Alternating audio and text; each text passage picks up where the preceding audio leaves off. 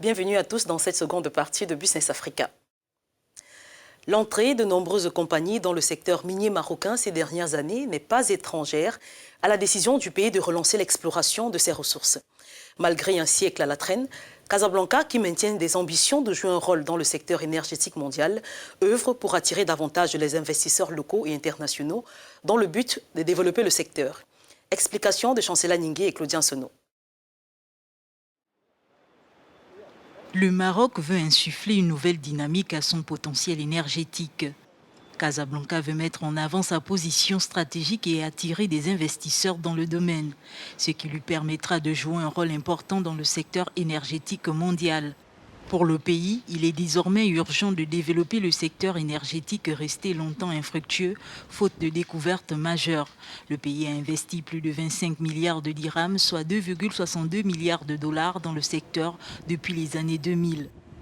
En 2019, le Royaume s'est fixé des objectifs, ceux de diversifier ses sources d'approvisionnement d'énergie, mais également de porter la part des énergies renouvelables de la production électrique de 42% en 2020 à plus de 50% à l'horizon 2030. Pays producteur de pétrole, le Maroc est importateur de près de 90% de ses besoins énergétiques. Grâce à l'exploitation d'hydrocarbures au niveau local, le Royaume compte réduire son déficit budgétaire. Timide au début et pourtant porteuse et économique. Les centrales solaires continuent à faire leur chemin et prennent une plus grande place au sein des entreprises d'exploitation comme les sites miniers en Afrique. Centrales photovoltaïques et panneaux solaires contribuent aujourd'hui au développement économique des pays africains et des compagnies minières installées sur le continent. La lecture de Guy Rodrigue Doué et Ronald Cato. Au départ, l'idée de l'utilisation du solaire avait pour but de lutter contre les défaillances des réseaux locaux et les coupures intempestives d'électricité. Mais aujourd'hui, elle séduit de plus en plus les compagnies minières qui en ont fait l'élément majeur sur leurs différentes installations. En Afrique de l'Ouest, par exemple, Essakan, développé par IAMGOLD au Burkina Faso ou encore B2Gold au Mali, mais aussi à l'Est avec Caledonia Mining au Zimbabwe.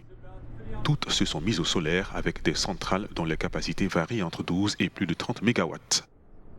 Le Ghana encourage les miniers, notamment locaux, à développer des projets similaires.